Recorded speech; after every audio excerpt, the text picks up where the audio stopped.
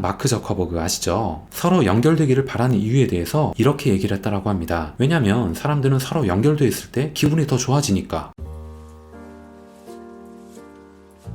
안녕하세요. 따독따독 시작하도록 하겠습니다. 여러분들 비틀즈의 존 레논 아시죠? 이 사람이 이런 얘기를 했다라고 합니다. 소유가 없는 세상을 상상해보세요. 그럴 수 있을지는 모르지만 욕심을 부릴 일도 배고플 이유도 없는 세상, 한 형제처럼 모든 사람들이 함께 나누며 사는 세상을 상상해봐요. 어떻게 보면 굉장히 아름답기도 하지만 정치적 측면에서 보면 포퓰리즘이라는 생각도 드네요. 오늘은 소유냐 공유냐 2030년의 미래를 예측해보려고 합니다. 사실 사회의 많은 부분들이 여러분들도 아시다시피 공유 경제 형태로 많이 흘러가고 있었습니다. 그래서 이제 내 소유는 사라지고 많은 부분들이 자동차도 그렇고 집도 그렇고 공유하는 형태로 바뀔 것이다 라고 얘기를 했는데, 본의 아니게 이번에 갑자기 코로나 사태가 오면서 상황이 완전히 바뀐 것 같습니다. 그러니까 내 것이 아니면 쓰기가 조금 꺼려진다라는 것이죠. 그러니까 집에 있는 시간이 많아지고 집에 내 소유의 물건을 더 많이 갖게 되는 그런 형태로 변하고 있습니다. 물론 그런 것은 있겠지만 이런 변수를 떠났을 때는 그래도 세계는 공유 경제 형태로 흐르고 있었다라는 그런 시대 트렌드를 기반으로 해가지고 이야기를 한번 나눠보겠습니다. 그럼 2030년의 모습을 한번 그려볼게요. 제대로 된 일자리도 자가용도 없다. 기회가 생길 때마다 불규칙적으로 일은 하지만 사회 부적응자는 아니고 저임금의 임시직 노동자도 아니다.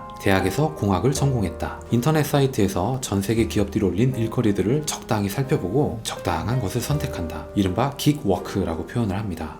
혹은 임시직 근무라고도 합니다. 공유 자전거를 이용하고요. 짐이 많으면 공유 차량을 이용합니다. 이런 유형의 근로자들은 미국에만 수천만 명이 있습니다. 이것이 2018년에 이코노미스트에서 쓴 사설 중에 하나입니다. 2030년이 되면 주택과 자동차, 일자리를 포함해서 우리가 공유할 수 있는 것들의 가지수가 끝없이 늘어날 것이다 라고 했다는 것이죠. 숙박 공유 플랫폼 에어비앤비 아시죠? 이 이야기를 한번 해볼게요. 이 회사는 2007년 10월에 설립이 됐습니다. 현재 에어비앤비는 191개국 6,500개가 넘는 도시, 마을, 교회 지역에 4만여 곳이 등록되어 있습니다. 기업 가치는 무려 400억 달러에 달합니다. 어마어마하죠. 협력적 소비 그리고 자산 공유는 전례가 없었던 일은 아닙니다. 따지고 보면요. 기록으로 남아있는 역사의 90%에 해당하는 기간 동안 인간은 사유재산 없이 생존했고 오히려 더 번성했다라고 해요. 여러분들 책 읽어드립니다. 거기서 소개됐던 유명한 책 중에 사피엔스라고 있었죠. 유발 하라리가 이렇게 주장했다라고 합니다. 농업이 출현하면서 인간은 집단적 힘이 몇 배 더 늘어났다. 그렇지만 수많은 개개인의 삶이 더 풍요로워지고 개선되지는 않았다. 농부들은 수렵과 채집을 주로 하는 사람들보다 영양 상태가 훨씬 나빴다라고 합니다. 되게 아이러니하지 않나요? 인간의 힘이 엄청나게 강대해졌지만 그와 똑같은 수준으로 인간이 크게 행복해지지는 못했다라고도 얘기를 합니다. 오늘날을 한번 볼게요. 젊은 세대들은 물건을 소유하는 대신에 일정 비용을 내고 공유하며 나눠 쓰는 방식을 선호합니다. 포브스는 이런 현상을 일컬어서 비소유권, 노우너십이라고 부르기도 했습니다. 여러분들 그 소유권을 오우너십이라고 하잖아요. 거기 앞에다가 n을 붙인 겁니다. 노우너십이라는 것이죠. 사회주의 그리고 사회운동가 중에 유명한 칼 마르크스에 대한 얘기도 해보겠습니다. 사유재산 제도를 폐지해야 되는 이유에 대해서 얘기를 했는데, 개인이 소유하는 재산은 오랫동안 사회적 계급 질서의 핵심이었고 불평등과 특히 전쟁을 포함한 온갖 범죄 행위의 주요 동기가 되었다라는 것입니다. 우리는 사람들이 무엇을 소유했으며 소유하지 못했는가를 기준으로 사회적 계급과 성취 그리고 행복까지도 정의하곤 했습니다. 땅을 소유한 대지주, 상업과 산업에 종사하는 자본가, 집을 소유한 중산층, 무산 노동자와 소장농 등으로 나뉘었다는 것이죠. 이 또한 일리 있는 설명이라는 생각이 듭니다. 그렇다면 이런 질문이 떠오르죠. 그렇다면 공유경제는 이 세상을 더 평등하게 만들까? 아니면 그 반대일까? 공유경제를 통해 우리가 알고 있는 일자리들이 과연 사라질까? 라는 것입니다. 페이스북 창업자 마크 저커버그 아시죠? 서로 연결되기를 바라는 이유에 대해서 이렇게 얘기를 했다라고 합니다. 왜냐면 사람들은 서로 연결되어 있을 때 기분이 더 좋아지니까, 연결을 통해 더 풍요로운 삶을 누리게 되니까. 조금 논란이 될 수도 있는 설명이기도 한데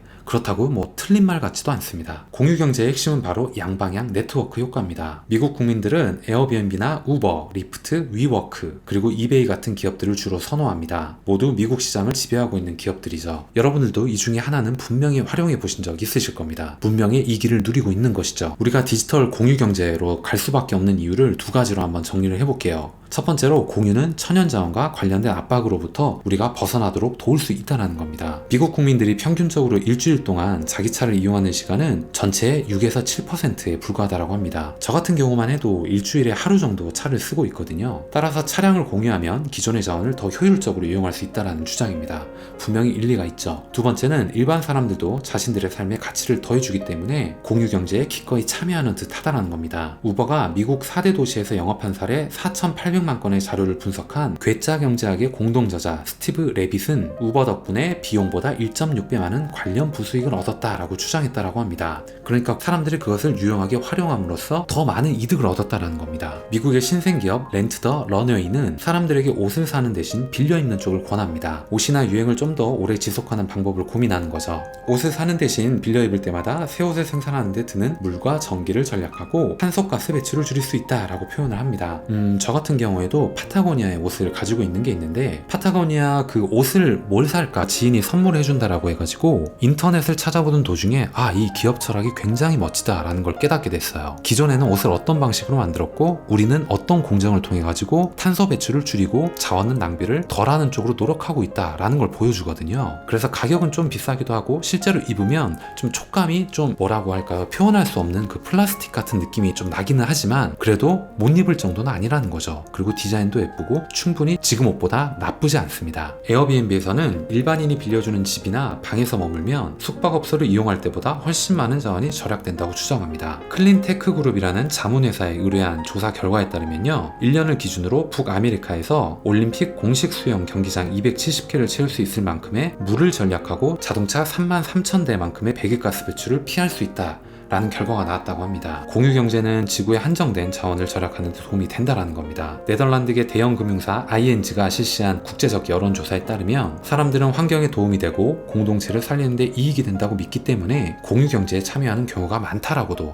대답했다고 합니다. 공유 관련 어플리케이션이 더 인기를 끌수록 더 많은 사람이 환경에 관한 유익을 믿게 된다라고 얘기를 합니다. 오늘 이야기 마무리 한번 해보겠습니다. 이러한 변화는 인구통계학과 기술의 엄청난 변화와 맞물려가지고 사회질서를 크게 변화시킬 가능성도 있다는 것입니다. 우리는 앞으로 일자리, 부동산 소유, 그리고 담보대출, 그리고 개인용 컴퓨터 등의 개념을 앞으로 당연하게 받아들일 수 있을까? 오늘 이야기는 여기까지 하겠습니다. 오늘 여러분들께 드렸던 얘기가 조금이라도 도움이 되셨거나 재밌게 들으실 수 있으셨다면 좋아요, 그리고 구독 꼭 부탁드리겠습니다. 다음 시간에 더 좋은 내용, 더 좋은 컨텐츠를 가지고 인사드리도록 하겠습니다. 감사합니다.